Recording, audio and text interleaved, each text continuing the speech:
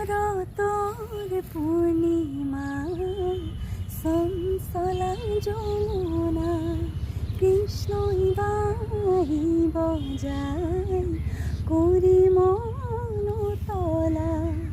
শরতর পূর্ণিমা চঞ্চলা যমুনা কৃষ্ণই বাহি বজায় করি মনতলা।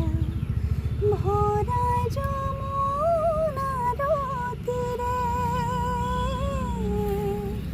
মোহন মুরলী বজাই বনমালী। মোহন মুরলী বজাই বনমালী। রাধা কেরিয়া মাতে